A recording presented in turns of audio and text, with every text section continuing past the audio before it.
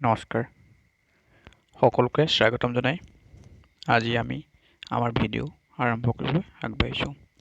আজি আমি অসমৰ ভূগোলৰ অতি গুৰুত্বপূৰ্ণ 200ৰো অধিক প্ৰশ্নোত্তৰ বিষয়ে আলোচনা কৰিম।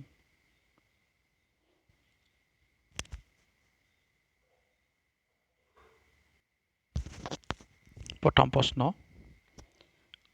কপৌফুলক অসমৰ ৰাজ্যিক ফুল ৰূপে কেতিয়া গ্ৰহণ কৰা হৈছিল? 4 এপ্ৰিল 2003 চন, 17 আগষ্ট 2007 চন, 6 এপ্ৰিল 2001 চন, 5 জানুৱাৰী 1999 চন। উত্তৰ হৈছে 4 এপ্ৰিল 2003 চন। আৰু দ্বিতীয়টো প্ৰশ্ন, which state is known as the land of river or red river and the blue hills?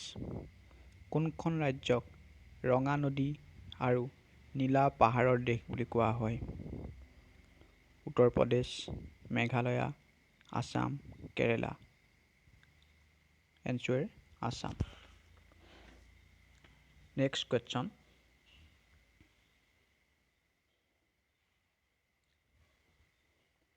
Amsang Wildlife Sanctuary is located in which of the following district in Assam? Kamrup, metro', Darrang, Barpeta, Sonitpur. Answer Kamrup metro'. Next question, which districts of Assam has the highest number of tea garden? Sonitpur, Sivasagar, Darrang, Dibrugarh. Answer Dibrugarh.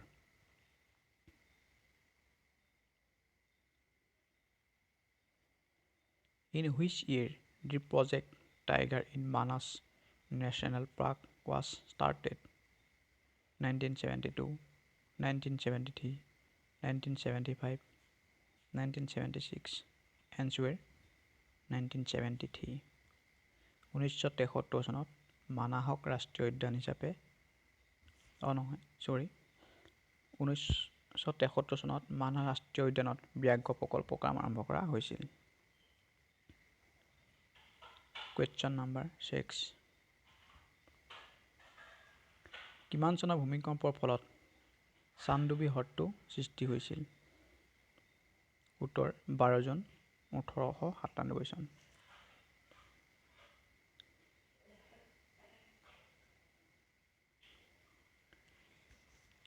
নিম্নলিখিত কোনখন নদীক অৰুণাচল প্ৰদেশৰ কামেং বুলি জনা যায়?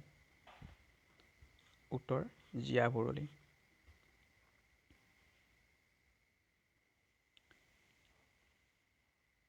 নিম্নলিখিত কোনখন জিলাৰ বাংলাদেশৰ সৈতে কোনো আন্তঃৰাষ্ট্ৰীয় সীমা নাই?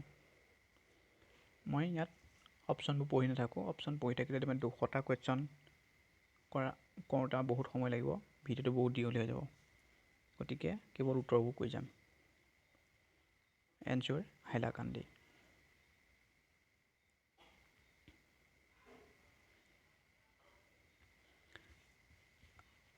নিম্নলিখিত কোনটো ভৌগোলিক ৰেখা অসমৰ মাজেৰে পাৰ হৈ গৈছে?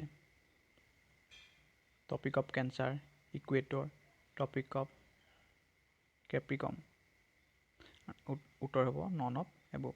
মণিপুৰৰ মাজেৰেহে পাৰ হৈ গৈছে tropic of cancer. Next question,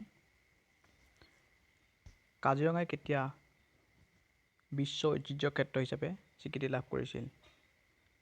answer 1985 চনত কাজিৰঙাই ইউনেস্কোৰ দ্বাৰা বিশ্ব ঐতিহ্য ক্ষেত্ৰ হিচাপে স্বীকৃতি লাভ কৰিছিল। অসমৰ কোনটো এলেকাত ফেৰেল ঘোঁৰাৰ বাবে জনাজাত?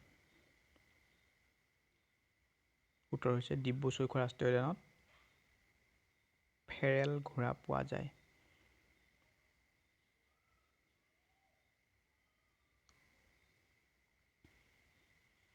কুৱেশ্যন নম্বৰ 12, অসমৰ নিম্নলিখিত কোনটো সুৰক্ষিত এলেকা সোণালী লাংগুৰৰ বাবে জনাজাত? Nameri national park, Pobitora wild life century, গৰমপানী, wild life century, চক্ৰশিলা wild life century. এনচুৰী হৈছে চক্ৰশিলা অভয়াৰণ্য। অসমৰ কিমান শতাংশ মাটি বনাঞ্চলেৰে আগুৰি আছে?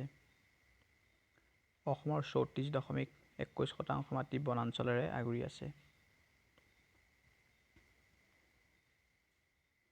অসমৰ আটাইতকৈ ডাঙৰ আৰ্দ্ৰভূমি কোনখন? উত্তৰ হৈছে সোণবিল হ্ৰদ।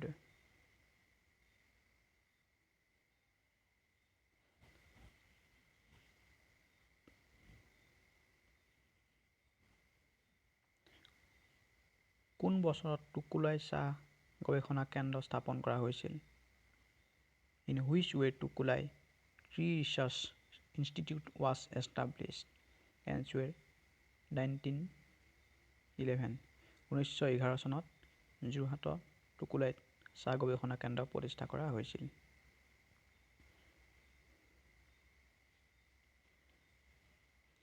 কোন চনত গুৱাহাটী চাহ নিলাম কেন্দ্ৰ স্থাপন কৰা হৈছিল? 1970 চনত গুৱাহাটী চাহ নিলাম কেন্দ্ৰ স্থাপন কৰা হৈছিল।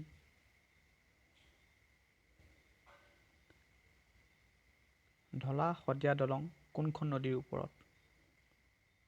ব্ৰহ্মপুত্ৰ, সোৱণশিৰি, লোহিত, ধনশিৰি। ঢলা শদিয়া দলংখন হৈছে লোহিত নদীৰ ওপৰত।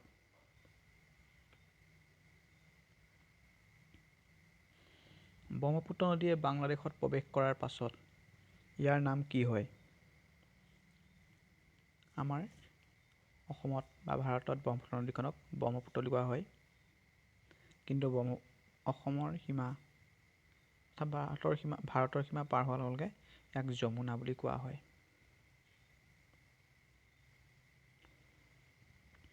উত্তৰ পূৰ্বাঞ্চলৰ ৰাজ্যসমূহৰ ভিতৰত মাটিকালিৰ ক্ষেত্ৰত অসমৰ স্থান হৈছে দ্বিতীয়। প্ৰথম স্থানত আছে অৰুণাচল প্ৰদেশ। নেক্সট কুৱেশ্যন, কোনখন নদীয়ে কাৰ্বি মালভূমিক নগা পাহাৰৰ পৰা পৃথক কৰিছে? আমাৰ উত্তৰ হ'ব ধনশিৰি নদীয়ে কাৰ্বি মালভূমিক নগা পাহাৰৰ পৰা পৃথক কৰিছে। আমাৰ 21 নম্বৰ প্ৰশ্ন, ব্ৰহ্মপুত্ৰৰ দক্ষিণৰ আটাইতকৈ দীঘল উপনদীখনৰ নাম কি? এনচুৱেৰ কপিলী।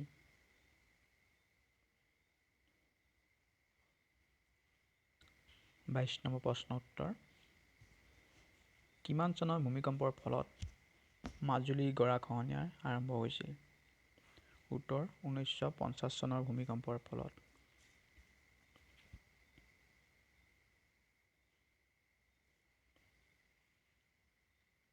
ভাৰতৰ মুঠ জনসংখ্যাৰ কিমান শতাংশ লোক অসমত বাস কৰে? উত্তৰ 2.6% লোক অসমত বাস কৰে। অসমৰ একমাত্ৰ ৰামছাৰ ক্ষেত্ৰ দ্বীপৰ বিলক কেতিয়া পক্ষী অভয়াৰণ্য হিচাপে ঘোষণা কৰা হৈছিল? অপশ্যনসমূহ হৈছে 1986 চনত, 1989 চনত, 1998 চনত, 1999 চনত।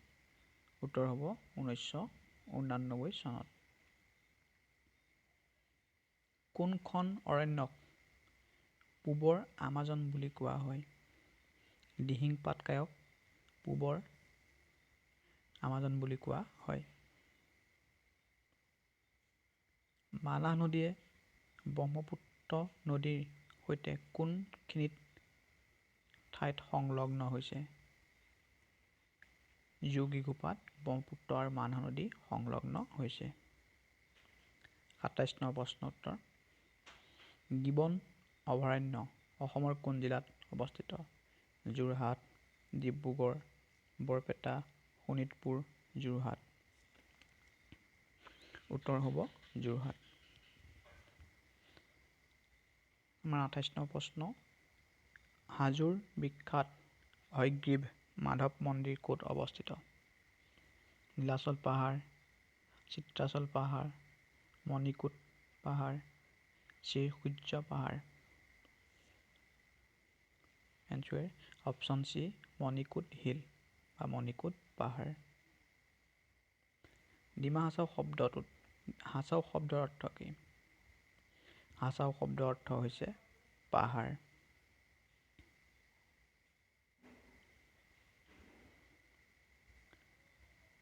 On 12 January 2021, which one has been formally declared as a new district of Assam? 2021 চনৰ 12 জানুৱাৰী তাৰিখে অসমৰ কোনখন জিলাক স্বীকৃতি প্ৰদান কৰা হৈছিল? অপশ্যনসমূহ হৈছে বজালী, মাজুলী, গহপুৰ, হোজাই। শুদ্ধ উত্তৰ হৈছে বজালী।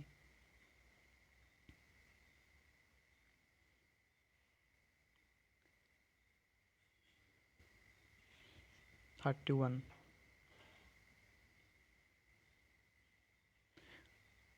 কোনখন ঠাইৰ লিচুৱে অসমত প্ৰথমবাৰৰ বাবে ভৌগোলিক ইণ্ডিকেশ্যন লাভ কৰে বা GI টেগ লাভ কৰে? উত্তৰ হৈছে তেজপুৰ। ভাৰতত প্ৰথমবাৰৰ বাবে GI টেগ আৰম্ভ কৰা হৈছিল 15 ছেপ্টেম্বৰ 2005 চনত আৰু প্ৰথম GI টেগ লাভ কৰিছিল দাৰ্জিলিঙৰ টিয়ে। এইটো মনত ৰাখিব। প্ৰথম GI টেগ কোনবিধ সামগ্ৰীয়ে লাভ কৰিছিল বুলি ক'লে উত্তৰ হ'ব দাৰ্জিলিং টি।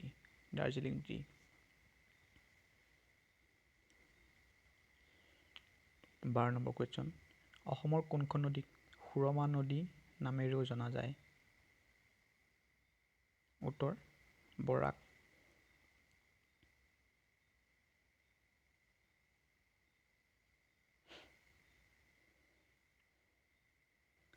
অসমৰ কোনখন জিলাই শ্ৰেষ্ঠ জিলা জল সংৰক্ষণ আৰু ব্যৱস্থাপনা শ্ৰেণীৰ বাবে 2019 চনৰ ৰাষ্ট্ৰীয় জল বঁটা লাভ কৰিছিল?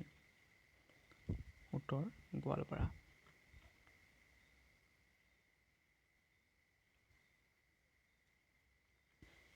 তলৰ কোনখন ৰাষ্ট্ৰীয় উদ্যানক ক্ষুদ্ৰ কাজিৰঙা ৰাষ্ট্ৰীয় উদ্যান বুলি জনা যায়? Orang national park, Raimona national park, Nameri national park, Manas national park. উত্তৰ হৈছে ওৰাং নেশ্যনেল পাৰ্ক। আপোনালোকে কমেণ্ট কৰি জনাব ওৰাং ৰাষ্ট্ৰীয় উদ্যানখন কোন জিলাত অৱস্থিত?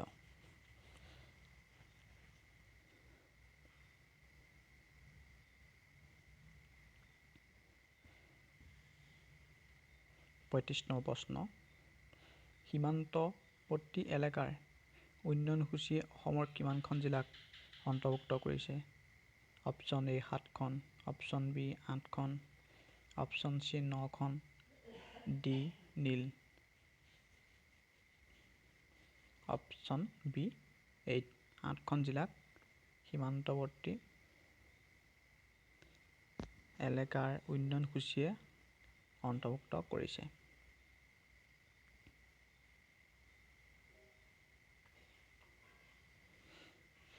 অসমত কিমানখন ৰাষ্ট্ৰীয় উদ্যান আছে?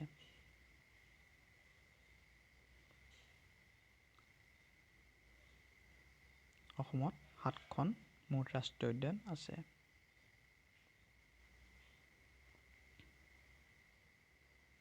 সাতত্ৰিছ নম্বৰ প্ৰশ্ন, নৱগ্ৰহ মন্দিৰভাগ কোনটো পাহাৰত অৱস্থিত? নৱগ্ৰহ মন্দিৰভাগ চিত্ৰাচল পাহাৰত অৱস্থিত। পৰিভ্ৰমী চৰাইৰ গণ আত্মহত্যাৰ বাবে জাতিংগা নিম্নলিখিত কোনখন জিলাত অৱস্থিত? গোলাঘাট, কাৰ্বি আংলং, কাছাৰ, ডিমা হাছাও। এনচাৰ হৈছে ডিমা হাছাও।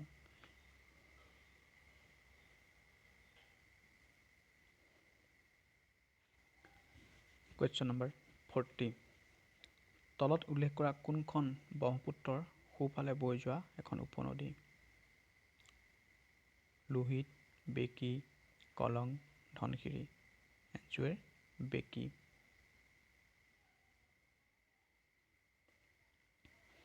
অসমৰ কোনখন জিলাৰ জনসংখ্যা আটাইতকৈ সৰ্বাধিক উত্তৰ হৈছে নগাঁও ডিষ্ট্ৰিক্টতেই আমাৰ সৰ্বাধিক জনসংখ্যা আছে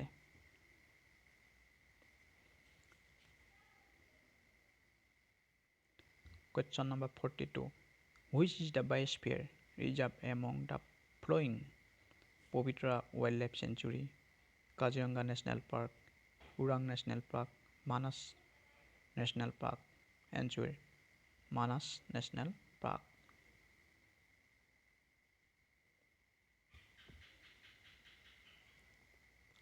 43 The only Ramsar site in Assam is Dipper Bill Sonbil Morikalong Bill none of these answer Dipper Bill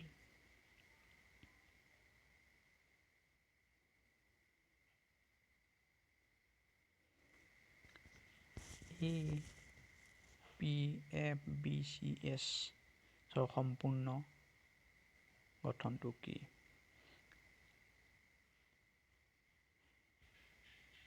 Answer Assam A for Assam P for project on F for forest and B for biodiversity C for conservation S for society Assam project on forest and biodiversity conservation society Assam বন আৰু জৈৱ বৈচিত্ৰ্য সংৰক্ষণ প্ৰকল্প সমাজ Next question What is the climate type of Assam? অসমৰ জলবায়ুৰ প্ৰকাৰ কেনেকুৱা Answer হৈছে ক্ৰান্তীয় মৌচুমী বৰ্ষাৰণ্য জলবায়ু Tropical monsoon rainforest climate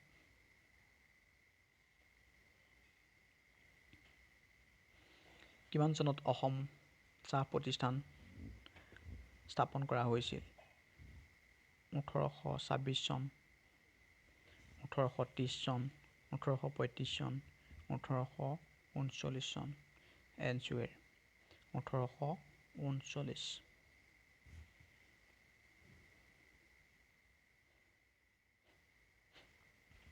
47 কিমানখন দেশে অসমৰ সৈতে আন্তঃৰাষ্ট্ৰীয় সীমা ভাগ বতৰা কৰে উত্তৰ 2 দুখন দেশে অসমৰ সৈতে সীমাৰ ভাগ বতৰা কৰিছে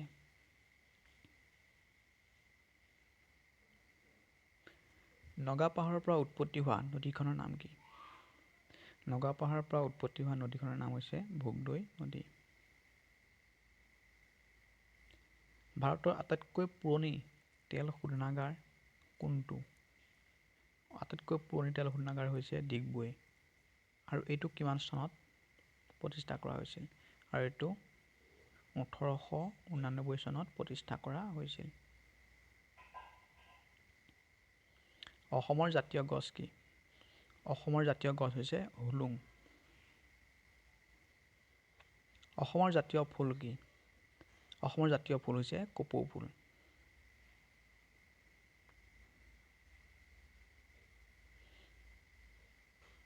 কিমান চনত ডিব্ৰুগড় জিলা লখিমপুৰ জিলাৰ পৰা পৃথক কৰা হৈছিল আগতে লখিমপুৰ ডিব্ৰুগড় ধেমাজি গোট খুৱাই এখন জিলা আছিল আৰু 1976 ত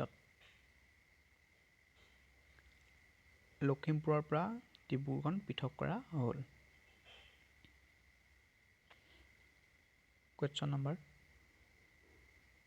53 উত্তৰ কাছাৰ পাৰ্বত্য জিলাৰ পৰা পৃথক হোৱাৰ সময়ত কাৰ্বি আংলং জিলাৰ নাম কি আছিল উত্তৰ কাছাৰ পাৰ্বত্য জিলাৰ পৰা পৃথক হোৱাৰ সময়ত কাৰ্বি আংলং জিলাৰ নাম আছিল মিকিৰ হিলছ ডিষ্ট্ৰিক্ট মিকিৰ পাহাৰ জিলা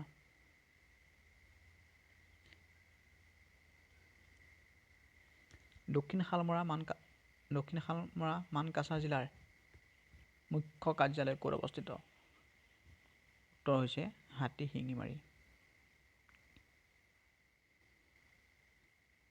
55 নম্বৰ তলত উল্লেখ কৰা কোনটো কলং নদীৰ বিষয়ে শুদ্ধ The river originates in North Kashar Hills. Option B. The river originates in Joy, Meghalaya. Option C. The river diverts out from Brahmaputra near Jokhlabandha, Nagaland, then again meet Brahmaputra River near Guwahati. Option D. Kolong River originates from Khilerighat region of Meghalaya and meet the river Brahmaputra at Kolongpar near Guwahati. ইয়াত option C হৈছে শুদ্ধ উত্তৰ কলং নদীয়ে নগাঁৱৰ জখলাবন্ধাৰ ওচৰত ব্ৰহ্মপুত্ৰ নদীৰ পৰা দিশ সলনি কৰি পুনৰ গুৱাহাটীৰ ওচৰত ব্ৰহ্মপুত্ৰ নদীৰ সৈতে সংলগ্ন হৈছে ভাৰতীয় সময়তকৈ অসমৰ চাহ বাগিচাৰ সময় কিমান ঘণ্টা আগবঢ়া উত্তৰ 1 ঘণ্টা আগবঢ়া বাৰ্ষিক স্বাস্থ্য জৰীপ 2011-12 অনুসৰি অসমৰ কোন জিলাত পুৰুষতকৈ মহিলাৰ সংখ্যা সৰ্বাধিক ডিমা হাছাও কাৰ্বি আংলং নৰ্থ লখিমপুৰ নলবাৰী উত্তৰ হৈছে নলবাৰী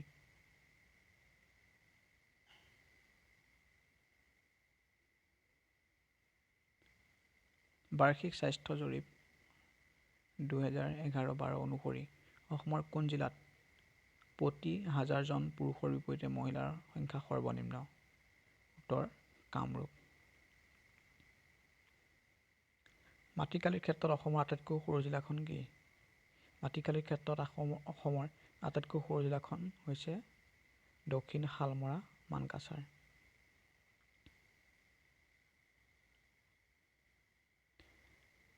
60 নম্বৰ কুৱেশ্যন পাকিস্তানৰ জাতীয় মাছ তৰ পুতিতৰাৰ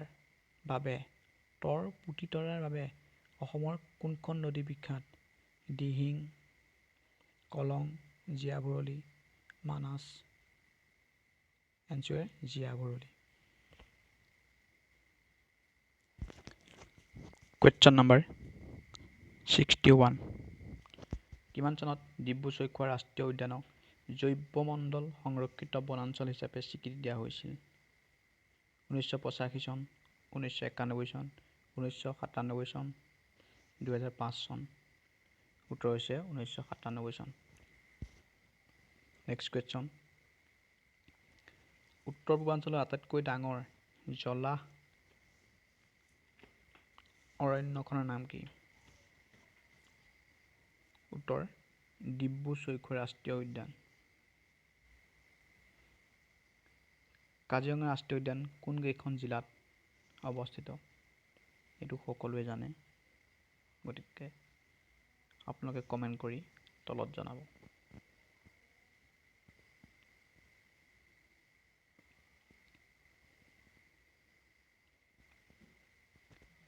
নেক্সট কুৱেশ্যন ব্ৰহ্মপুত্ৰ নদীৰ ওপৰত অলপতে মুকলি কৰা ৰোপৱেৰ মুঠ দৈৰ্ঘ্য কিমান 1.8 কিলোমিটাৰ মানে 1800 metre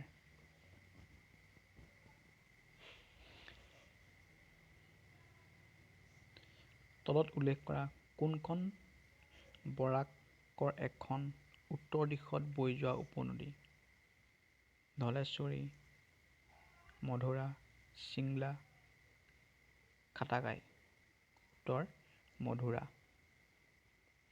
Guwahati when was the Guwahati University established Guwahati বিশ্ববিদ্যালয় কিমান চনত প্ৰতিষ্ঠা কৰা হৈছিল উত্তৰ 1948 চনত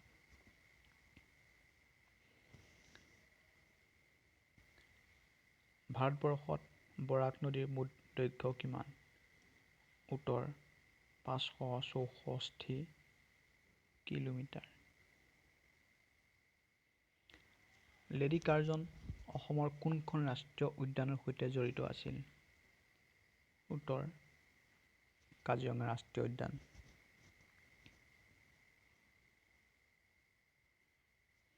অসমৰ কোনখন চহৰক যাওঁতোযুগীয়া প্ৰেমৰ চহৰ বুলি কোৱা হয়? উত্তৰ তেজপুৰ। আমি সকলোৱে জানো তেজপুৰ হৈছে ঊষা অনিৰুদ্ধৰ প্ৰেম কাহিনীৰে সমৃদ্ধ এখন চহৰ।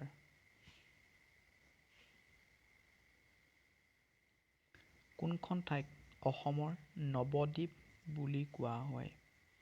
উত্তৰ নলবাৰী। অসম সমবায় মৰাপাট কল অসমৰ কোন ঠাইত অৱস্থিত? অসমৰ সমবায় মৰাপাট কল সেয়া ক'ত অৱস্থিত? সেয়া হৈছে শিলঘাটত অৱস্থিত, শিলঘাট। কিমান চনত মানাহক ৰাষ্ট্ৰীয় উদ্যান হিচাপে ঘোষণা কৰা হৈছিল? 1990 চনত মানাহক ৰাষ্ট্ৰীয় উদ্যান হিচাপে ঘোষণা কৰা হৈছিল। ভৌগোলিক মাটিকালিৰ ক্ষেত্ৰত ডাঙৰৰ পৰা সৰুলৈ তলত উল্লেখ কৰা অসমৰ জিলাকেইখন ক্ষুদ্ৰক্ৰম অনুসৰি লিখা। Option A Udalguri, Kokrajhar, Baksa, Chirang. Option B Kokrajhar, Baksa, Udalguri, Chirang. Option C Udalguri, Kokrajhar, Chirang, Baksa. Option D Kokrajhar, Udalguri, Baksa, Chirang. উত্তৰ হৈছে অপশ্যন বি কোকৰাঝাৰ, বাক্সা, ওদালগুৰি, চিৰাং। অসমৰ কোনখন ৰাষ্ট্ৰীয় উদ্যানত বনৰীয়া ঘোঁৰা পোৱা যায়? Manas national park, Dibru Saikhowa national park, Orang national park, Nameri national park. উত্তৰ ডিব্ৰু-চৈখোৱা নেশ্যনেল পাৰ্ক। ধান গৱেষণা কেন্দ্ৰ ICAR কেন্দ্ৰীয় ধান গৱেষণা প্ৰতিষ্ঠান ক'ত অৱস্থিত? অপশ্যন চি গেৰুৱা, কামৰূপ জিলাৰ গেৰুৱাত অৱস্থিত। তলত উল্লেখ কৰা কোনখন নদী অৰুণাচল পাহাৰৰ পৰা উৎপত্তি হোৱা নাই? দিহিং, কামেং, দিবাং, কলং। Option D Kolong. কলং নদী অৰুণাচল পাহাৰৰ পৰা উৎপত্তি হোৱা নাই।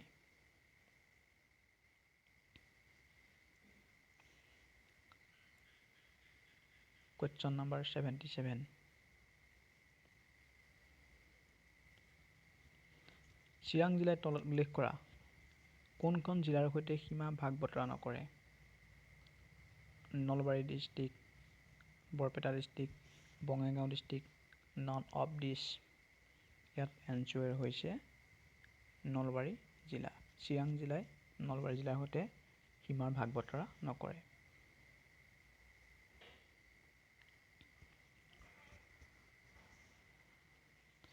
অসমৰ ৰাজ্যিক চিৰিয়াখানা আৰু উদ্ভিদ উদ্যানখন কিমান চনত প্ৰতিষ্ঠা কৰা হৈছিল? উত্তৰ 1957 চনত। ভাৰত স্বাধীন হোৱাৰ 10 বছৰৰ পাছত অসমৰ ৰাষ্ট্ৰীয় উদ্যানখন প্ৰতিষ্ঠা কৰা হৈছিল। এইটো মনত ৰাখিবৰ কাৰণে ভাৰত স্বাধীনতাৰ পৰা 10 বছৰটো যোগ কৰি দিব।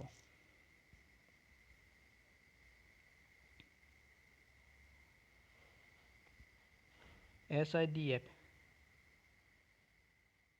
KAAC সম্পূৰ্ণ গঠনটো কি?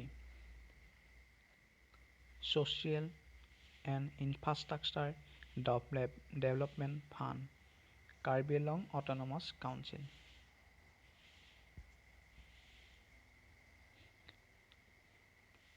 দিক্ৰং নদী কোনখন জিলাৰ মাজেৰে বৈ গৈছে? দিক্ৰং নদী লখিমপুৰ জিলাৰ মাজেৰে বৈ গৈছে।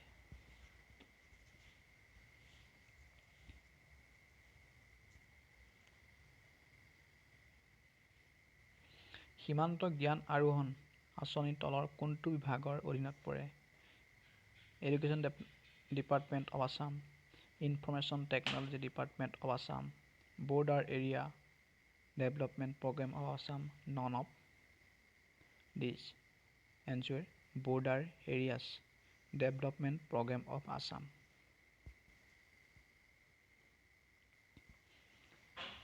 তলত উল্লেখ কৰা কোনটো ভৌগোলিক অৱস্থান শুদ্ধ? আমি প্ৰায়বোৰেই জানো বা আপুনিও জানে বা আমি আগতেও পঢ়ি আহিছোঁ, আমাৰ অসমখন 24 ডিগ্ৰীৰ পৰা 28 ডিগ্ৰী উত্তৰ অক্ষাংশ আৰু 90 পৰা 96 ডিগ্ৰী পূব দ্ৰাঘিমাংশত অৱস্থিত।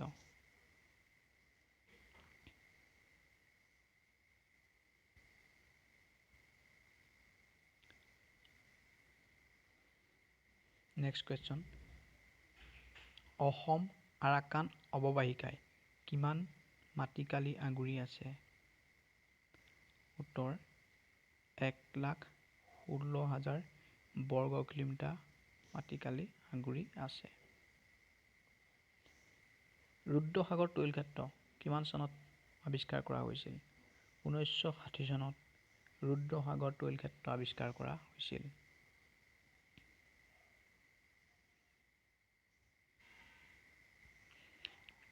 তলত উল্লেখ কৰা কোনটো মানাহ ৰাষ্ট্ৰীয় উদ্যানৰ বিষয়ে শুদ্ধ? Option: Manas National Park was declared as a sanctuary in 1928. Option B. Manas Biosphere Reserve was created 1950. C. It was removed from the list of heritage danger in 1992. Option D.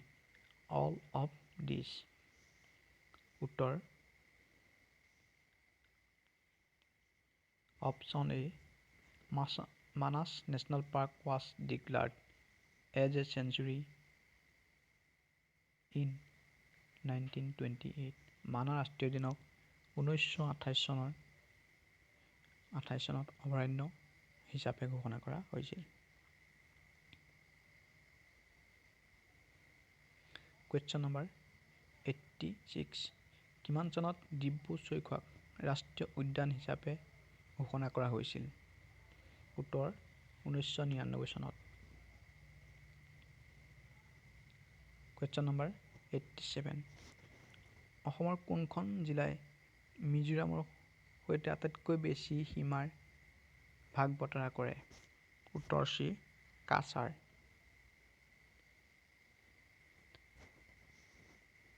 88, তলৰ কোনখন জিলাই মিজোৰামৰ সৈতে সীমাৰ ভাগ বতৰা নকৰে? কাছাৰ, তিনিচুকীয়া, কৰিমগঞ্জ, হাইলাকান্দি। উত্তৰ চি. তিনিচুকীয়া।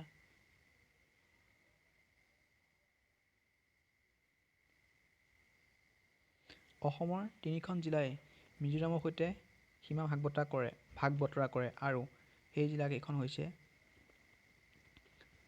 কাছাৰ, কৰিমগঞ্জ আৰু হাইলাকান্দি।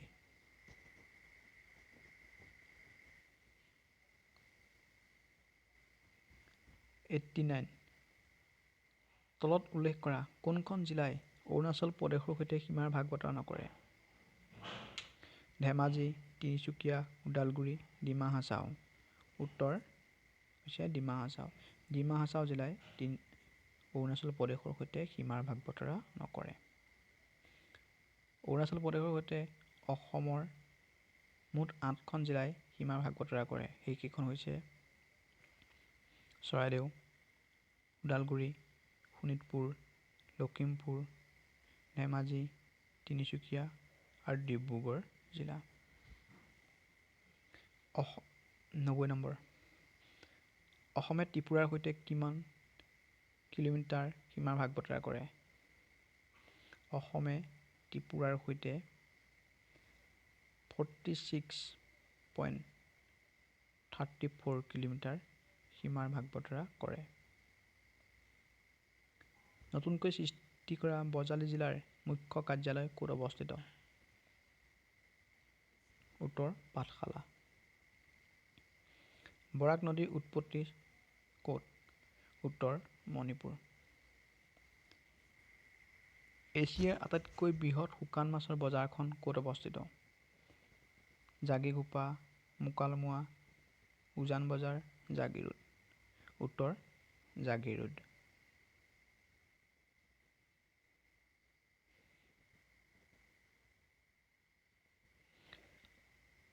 ব্ৰহ্মপুত্ৰ নদীৰ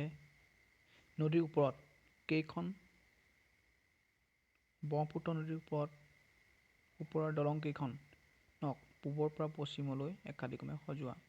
ব্ৰহ্মপুত্ৰ নদীৰ ওপৰত কোন কেইখন নদী পূবৰ পৰা পশ্চিমলৈ আছে? আমি জানো প্ৰথমে আছে বগীবিল, তাৰপিছত কলীয়াভোমোৰা, তাৰপিছত শৰাইঘাট আৰু শেষত আছে নৰনাৰায়ণ সেতু।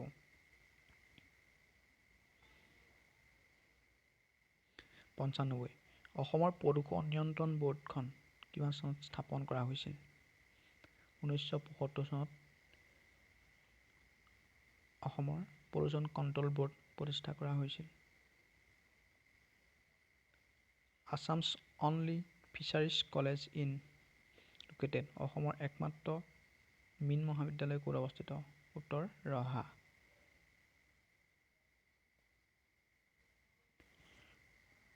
সাতানব্বৈ নম্বৰ প্ৰশ্ন। বৰনদী অভয়াৰণ্যখন ক'ত অৱস্থিত? বৰনদী অভয়াৰণ্যখন ওদালগুৰি জিলাত অৱস্থিত। পানীদিহিং পক্ষী অভয়াৰণ্য অসমৰ কোনখন জিলাত অৱস্থিত? উত্তৰ শিৱসাগৰ জিলাত অৱস্থিত। Total length of Bogibeel bridge is. বগীবিলৰ মুঠ দৈৰ্ঘ্য 4.94 কিলোমিটাৰ বা 4,940 মিটাৰ। বগীবিল দলঙে কোন কেইখন জিলাক সংলগ্ন কৰিছে? বগীবিল দলঙে ডিব্ৰুগড় আৰু ধেমাজি জিলাক সংলগ্ন কৰিছে। ব্ৰহ্মপুত্ৰ নদীৰ ওপৰত থকা আটাইতকৈ দীঘল দলংখন কি? ব্ৰহ্মপুত্ৰৰ ওপৰত থকা আটাইতকৈ দীঘল দলংখন হৈছে বগীবিল দলং। ভূপেন হাজৰিকা সেতুখন আচলতে ব্ৰহ্মপুত্ৰ নদীৰ ওপৰত নহয়, সেইখন লোহিত নদীৰ ওপৰতহে অৱস্থিত।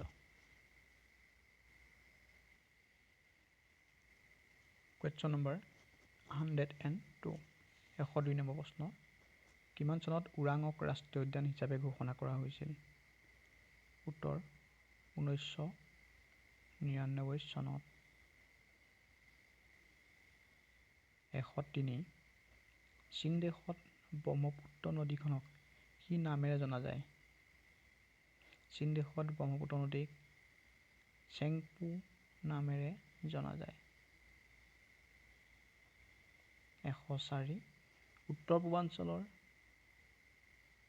আঞ্চলিক জল আৰু ভূমি ব্যৱস্থাপনা প্ৰতিষ্ঠান ক'ত অৱস্থিত?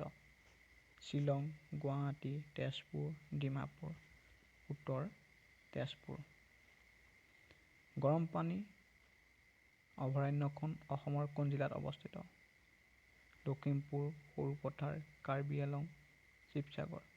উত্তৰ কাৰ্বি আংলং জিলাত। 106 নম্বৰ। এছিয়াৰ প্ৰথমটো চাহ গৱেষণা কেন্দ্ৰ ক'ত অৱস্থিত? ডিব্ৰুগড়, যোৰহাট, শোণিতপুৰ, লখিমপুৰ। এনচুৱেৰ যোৰহাট। কিমান চনত নামেৰিক ৰাষ্ট্ৰীয় উদ্যান হিচাপে ঘোষণা কৰা হৈছিল? 1979 চন, 1980 চন, 1999 চন, 1998 চন। উত্তৰ 1998 চন।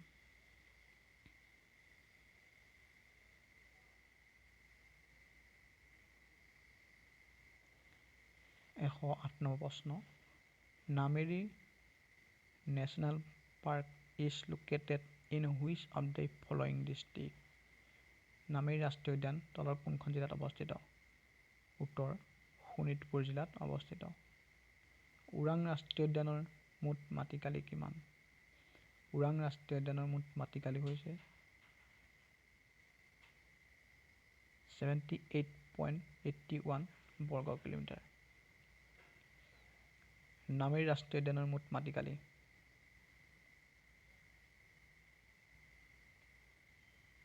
200 square kilometre, 100 square kilometre, 300 square kilometre, 240 square kilometre. Answer 200 square kilometre, 200 বৰ্গ কিলোমিটাৰ। কোনখন ঠাইক অসমীয়া নৱবৈষ্ণৱ সংস্কৃতি কেন্দ্ৰস্থল বুলি জনা যায়? উত্তৰ মাজুলী। অসম গড় দিৱস কেতিয়া পালন কৰা হয়?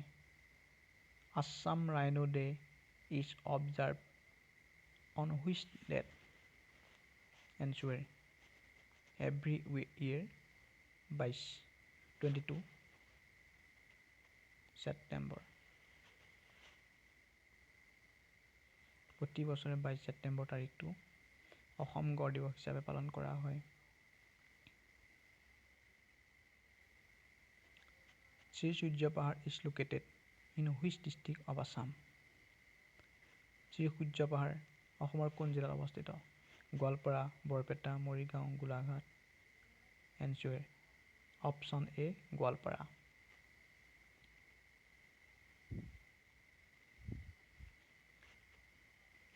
তলত উল্লেখ কৰা কোনখন জিলাৰ পৰা মাজুলীক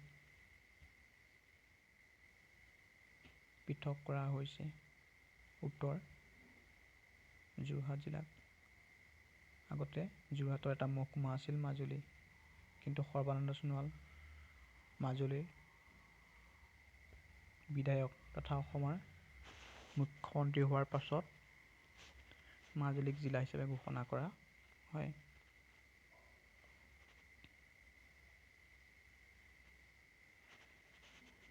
এশ 15 নম্বৰ। অসমে কোনকেইখন দেশৰ সৈতে আন্তঃৰাষ্ট্ৰীয় সীমা ভাগ বতৰা নকৰে? ভাগ বতৰা কৰে। অসমে ভূটান আৰু বাংলাদেশৰ সৈতে সীমাৰ ভাগ বতৰা কৰে।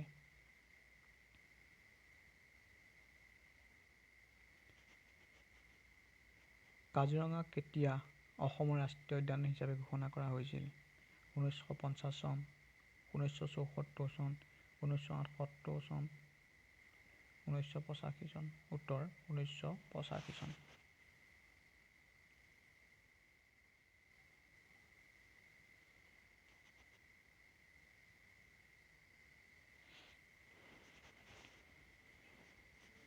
কিমান চনত অসমৰ ৰাজধানী শ্বিলঙৰ পৰা দিছপুৰলৈ স্থানান্তৰিত কৰা হৈছিল? উত্তৰ 1973 চনত অসমৰ ৰাজধানী শ্বিলঙৰ পৰা দিছপুৰলৈ স্থানান্তৰ কৰা হৈছিল। আৰু 1911 চনত ভাৰতৰ ৰাজধানী কলকাতাৰ পৰা দিল্লীলৈ স্থানান্তৰ কৰা হৈছিল।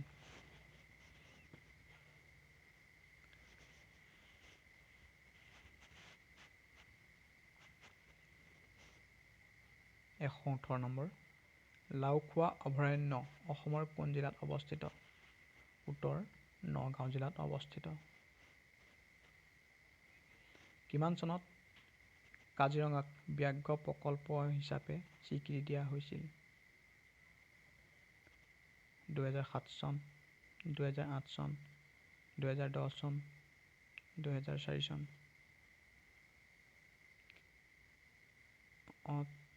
এনচুৱেৰ 2007 চন। 120 নম্বৰ।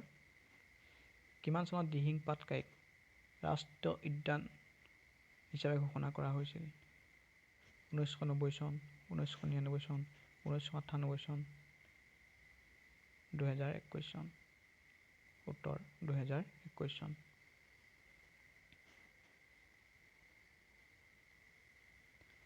চনৰ লোকপিয়ল অনুসৰি গাঁও অঞ্চলত বসবাস কৰা মানুহৰ শতকৰা হাৰ কিমান 76 13 14 18 86 answer 86%. 2011 চনৰ লোকপিয়ল অনুসৰি অসমৰ সাক্ষৰতা হাৰ কিমান 69 72.19 option C 53.42 option D 66.27 correct answer 66.27 অসমৰ মুঠ মাটিকালি কিমান 78438 স্কোৱাৰ কিলোমিটাৰ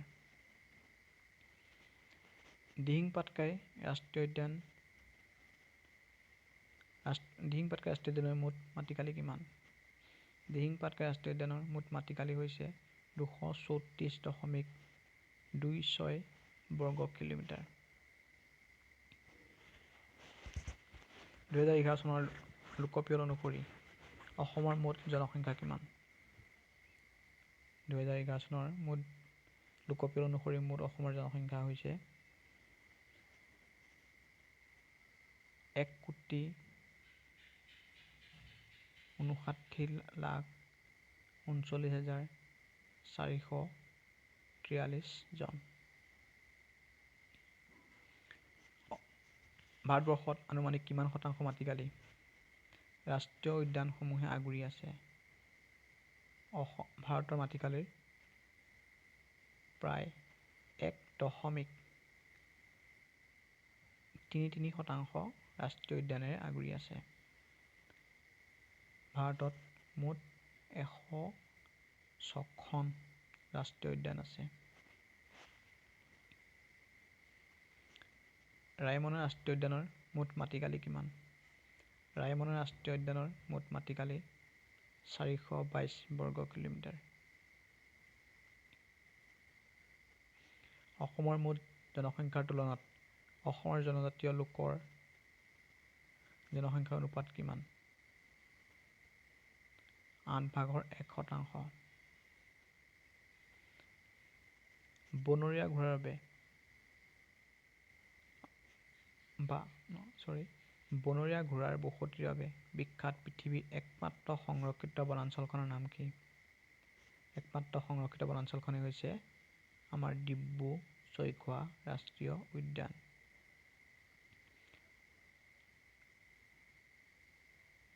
ভাৰতৰ মুঠ মাটিকালিৰ কিমান শতাংশ অসমে আগুৰি আছে অসমে প্ৰায় 2.4 শতাংশ আগুৰি আছে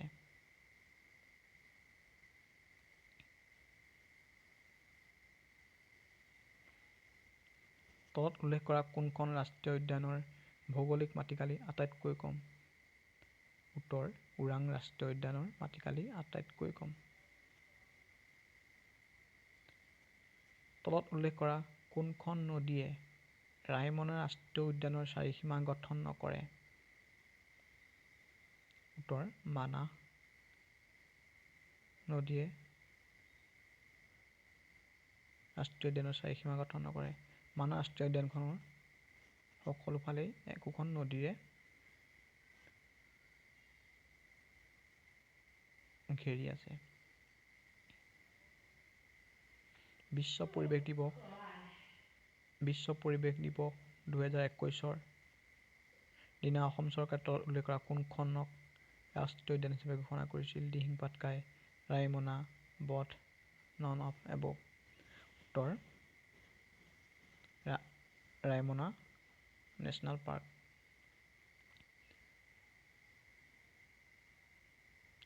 অসমৰ কোনটো অংশত সবাতোতকৈ বেছি চূণশিল পোৱা যায় Which part of Assam has maximum limestone deposit? Answer Karbi মালভূমি এখন ৰাজ্যত থকা ৰাষ্ট্ৰীয় উদ্যানসমূহৰ হিচাপত ভাৰতৰ ৰাজ্যসমূহৰ ভিতৰত অসমৰ স্থান কিমান অসমৰ স্থান হৈছে তৃতীয়।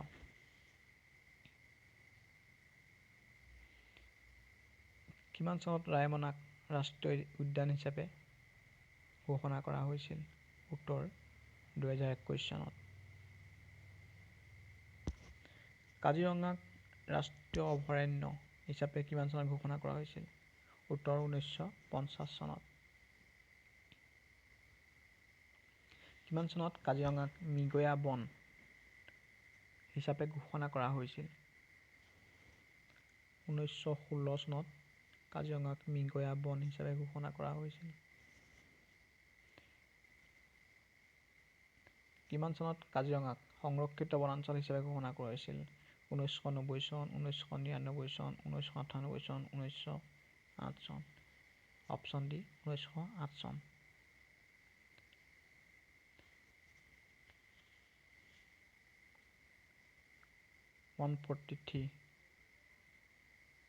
question.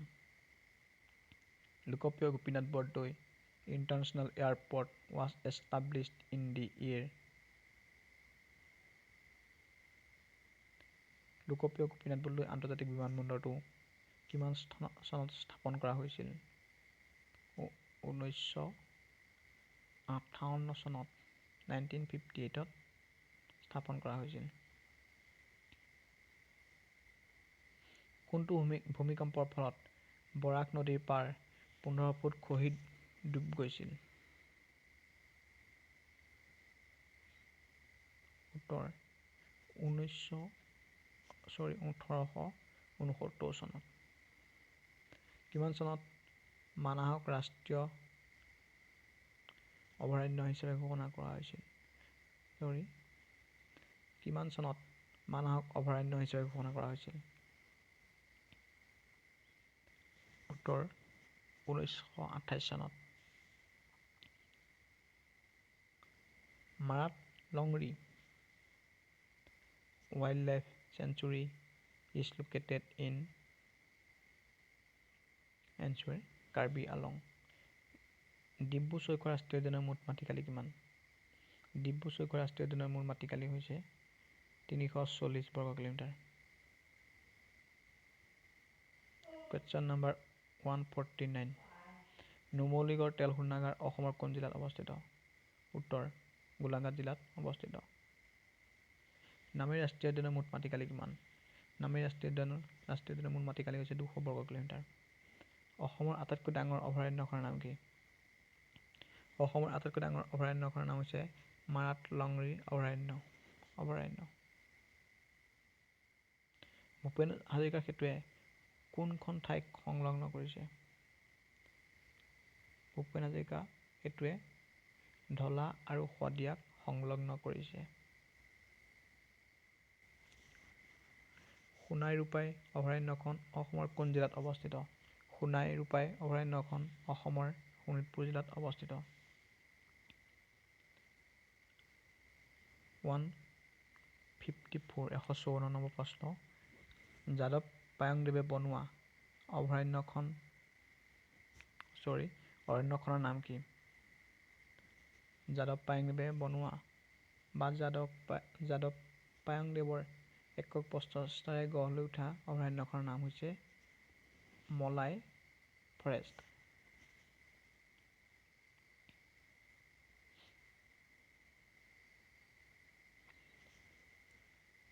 অৰুণাচল প্ৰদেশে অসমৰ সৈতে কিমান কিলোমিটাৰ সীমাৰ ভাগ বতৰা কৰে?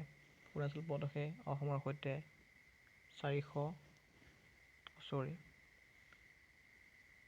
804.1 বৰ্গ কিলোমিটাৰ সীমাৰ ভাগ বতৰা কৰে। ভাৰতৰ অৰণ্য মানৱ বুলি কাক কোৱা হয়? উত্তৰ যাদৱ পায়েঙক। মেঘালয়ে অসমৰ সৈতে কিমান কিলোমিটাৰ সীমাৰ ভাগ বতৰা কৰে? উত্তৰ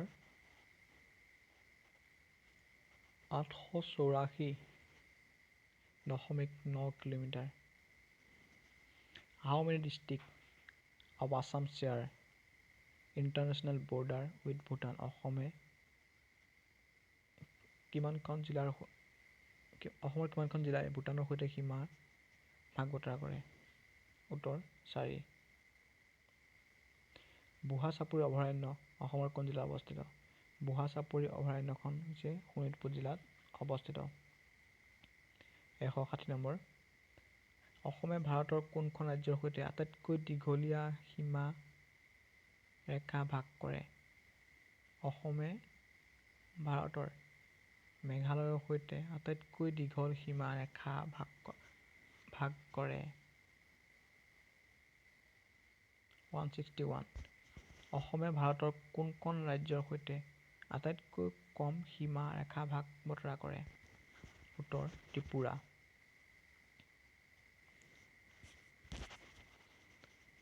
প্লাইউড উদ্যোগৰ কাৰণে কোনজোপা গছৰ পৰা কেঁচা সামগ্ৰী পোৱা যায়? উত্তৰ হুলুং।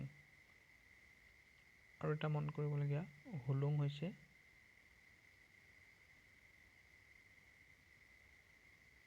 অসমৰ ৰাষ্ট্ৰীয় গছ।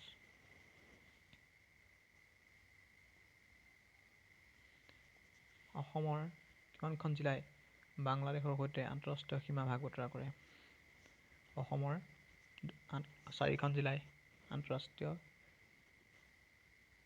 সীমাৰেখা ভাগ বতৰা কৰে বাংলাদেশৰ সৈতে।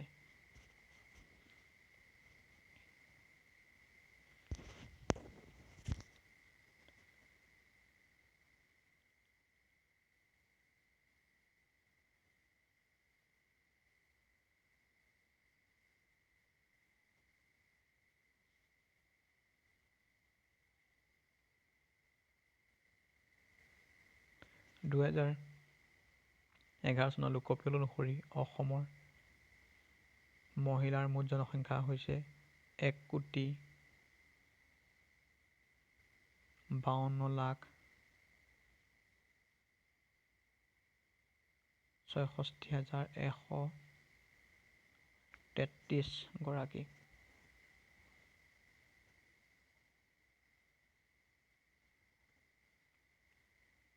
অসমক কিয় উৎপাদনৰ কাৰণে জনা যায়?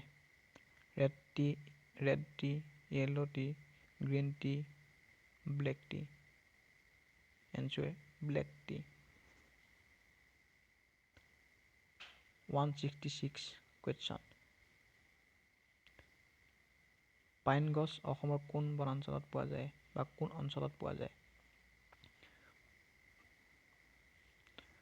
পাইন গছ বৰাইল ৰেঞ্জত পোৱা যায়।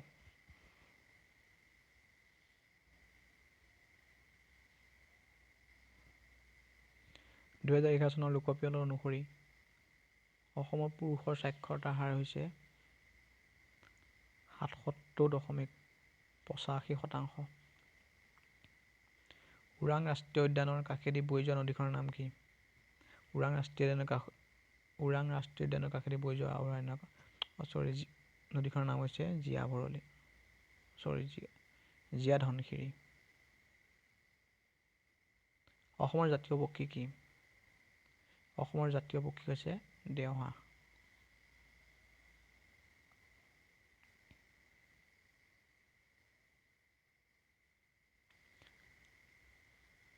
(2011 চনৰ লোকপিয়ল অনুসৰি অসমৰ মুঠ নগৰৰ জনসংখ্যা কিমান? মুঠ নগৰৰ জনসংখ্যা হৈছে 43,98,542। কোনখন অভয়াৰণ্যক মিলৰয় ম'হ অভয়াৰণ্য হিচাপে জনা যায়? উত্তৰ পাভ।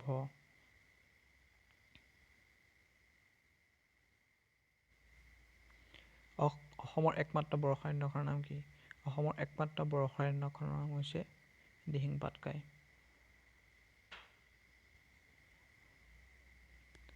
(2011 চনৰ লোকপিয়ল অনুসৰি অসমৰ গাঁও অঞ্চলৰ মুঠ জনসংখ্যা কিমান? 2,68,07,034 জন।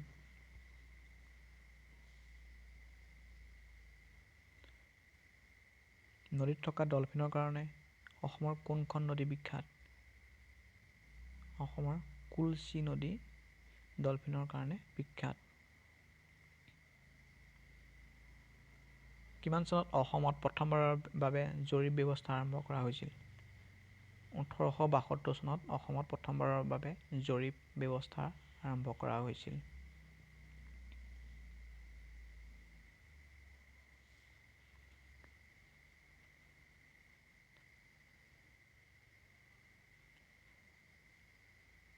(2001) পৰা 2011 চনৰ এই দশকটোত অসমৰ কোনখন জিলাত জনসংখ্যাৰ বৃদ্ধি হাৰ সৰ্বাধিক? উত্তৰ হৈছে ধুবুৰী।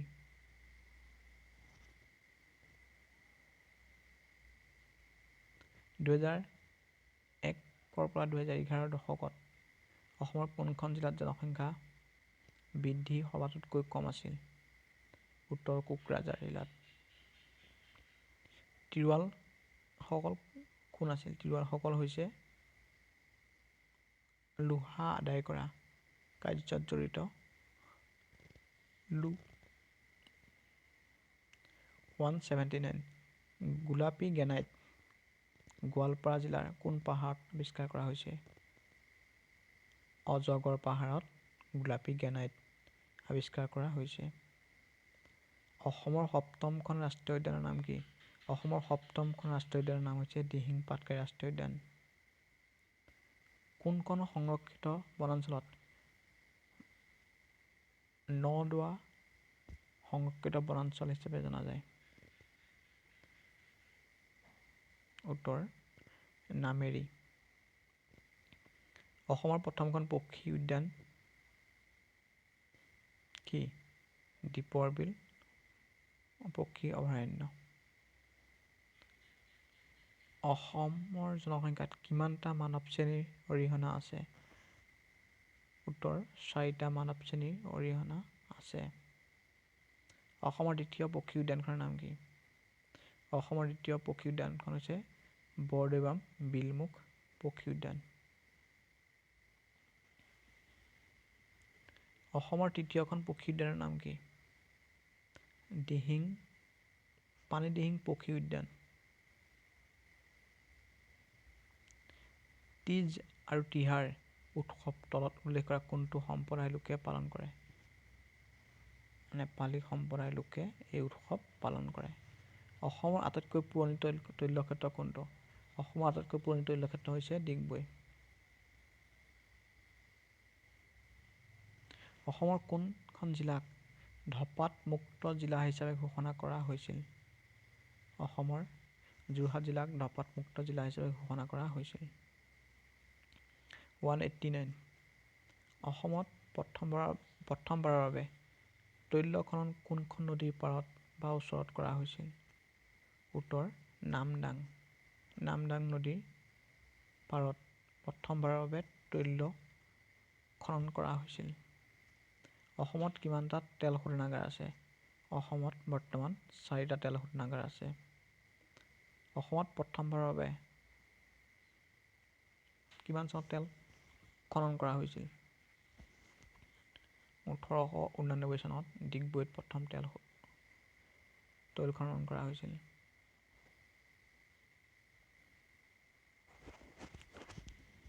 অসমত তেল শোধনাগাৰ কিমান চনত স্থাপন কৰা হৈছিল? 1899 চনত অসমত প্ৰথম তেল শোধনাগাৰ স্থাপন কৰা হৈছিল। কিমান চনত অইল ইণ্ডিয়া লিমিটেড গঠন কৰা হৈছিল? 1958 চনত অইল ইণ্ডিয়া লিমিটেড গঠন কৰা হৈছিল। অসমৰ জীৱকুলৰ কোনটো শ্ৰেণীৰ সৈতে সাদৃশ্য আছে? ইণ্ডোচীন। উত্তৰ ইণ্ডোচীনৰ সৈতে সাদৃশ্য আছে। বৰদৈচিলা অথবা পাক মৌচুমী অন্য নাম কি? উত্তৰ টি চাৱাৰ। ব্ৰহ্মপুত্ৰ অৱবাহিকাক বৰাক অৱবাহিকাৰ পৰা কিহে পৃথক কৰিছে? ব্ৰহ্মপুত্ৰ অৱবাহিকাক বৰাক অৱবাহিকাৰ পৰা উত্তৰ কাছাৰ পাৰ্বত্য অঞ্চলে পৃথক কৰিছে। বৰেইল পৰ্বতশ্ৰেণীৰ আটাইতকৈ ওখ শৃংগটোৰ নাম কি? থেই পিবুং। বৰাইল পৰ্বতশ্ৰেণীৰ আটাইতকৈ ওখ পৰ্বত শৃংগটোৰ নাম হৈছে থেই পিবুং।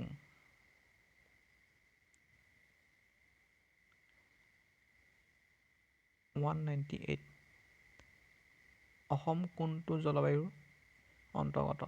অসম হৈছে মৌচুমী জলবায়ুৰ অন্তৰ্গত। অসমৰ কোনটো অংশত আটাইতকৈ কম বৰষুণৰ পানী পৰে? অসমৰ লামডিং অংশত আটাইতকৈ কম বৰষুণৰ পানী পৰে। অসমৰ 44তম জিলাখনৰ নাম কি? অসমৰ 44তম জিলাখনৰ নাম হৈছে বজালী। 201 নম্বৰ প্ৰশ্ন। অসমৰ ভিতৰত উত্তৰৰ ফালে বৈ যোৱা ব্ৰহ্মপুত্ৰৰ শেষৰখন উপনদী কি? উত্তৰ সোণকোষ। ব্ৰহ্মপুত্ৰৰ আটাইতকৈ দীঘল উপনদীখনৰ নাম কি? ব্ৰহ্মপুত্ৰৰ আটাইতকৈ দীঘল উপনদীখনৰ নাম হৈছে সোৱণশিৰি। 203 নম্বৰ প্ৰশ্ন। কাৰ্বি মালভূমি ভাৰতৰ কোনখন মালভূমিৰ এটা সম্প্ৰসাৰিত অংশ? কাৰ্বি মালভূমি হৈছে চোটনাগপুৰ মেঘালয় মালভূমিৰ এটা সম্প্ৰসাৰিত অংশ। কাৰ্বি আংলং জিলাক কিহে দুটা ভাগত ভাগ কৰিছে? কাৰ্বি আংলং জিলাক কপিলী নদীয়ে দুটা ভাগত ভাগ কৰিছে। 205 নম্বৰ। মধ্য কাৰ্বি মালভূমিয়ে কোনটো জল নিষ্কাশন আৰ্হি গঠন কৰে? উত্তৰ অ'ৰিয় আৰ্হি। 206 নম্বৰ। ব্ৰহ্মপুত্ৰ নদীয়ে শীতকালত কোনটো জল নিষ্কাশন আৰ্হি গঠন কৰে? উত্তৰ ব্ৰেইডেড।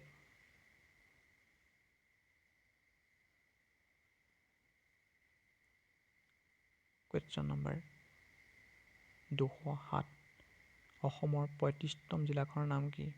অসমৰ 35তম জিলাখনৰ নাম হৈছে তামুলপুৰ। 208 নম্বৰ। অসমৰ প্ৰাকৃতিক ভূগোলক কেইটা ভাগত ভাগ কৰিব পাৰি? অসমৰ প্ৰাকৃতিক ভূগোলক 3টা ভাগত ভাগ কৰিব পাৰি। 209। ব্ৰহ্মপুত্ৰ উপত্যকাৰ পূবৰ পৰা পশ্চিমলৈ সম্প্ৰসাৰিত মুঠ দৈৰ্ঘ্য কিমান? উত্তৰ 720 কিলোমিটাৰ। 210 নম্বৰ প্ৰশ্ন। ৰাষ্ট্ৰীয় জলমাৰ্গ 2 পথ কোনটো? উত্তৰ ব্ৰহ্মপুত্ৰ ৰিভাৰ ধুবুৰী টু শদিয়া।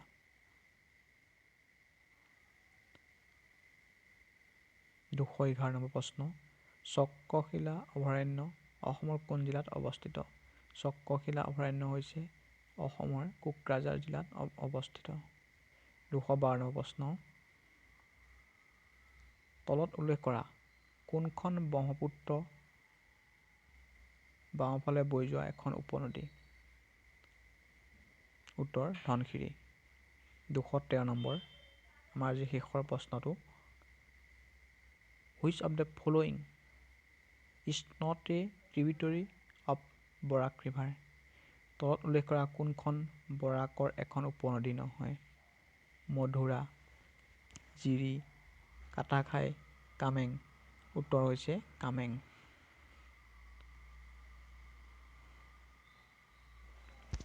আমাৰ শেষৰটো প্ৰশ্ন। এই প্ৰশ্নটো আপোনালোকে কমেণ্ট কৰি আমাক জনাবলৈ নাপাহৰিব। উত্তৰটো আপোনালোকে কমেণ্ট কৰিবলৈ নাপাহৰিব। অসমে ভাৰতৰ কিমানখন ৰাজ্যৰ সৈতে সীমাৰ ভাগ বতৰা কৰে? অসমে ভাৰতৰ কিমানখন ৰাজ্যৰ সৈতে সীমাৰ ভাগ বতৰা কৰে? এই প্ৰশ্নটো আপোনালোকলৈ এৰিলোঁ। আপোনালোকে কমেণ্ট কৰি জনাব। আৰু ভিডিঅ'টো যদি ভাল লাগিছে তেন্তে মোৰ চেনেলটো ছাবস্ক্ৰাইব কৰিব, লাইক কৰিব আৰু শ্বেয়াৰ কৰিবলৈ নাপাহৰিব। ধন্যবাদ।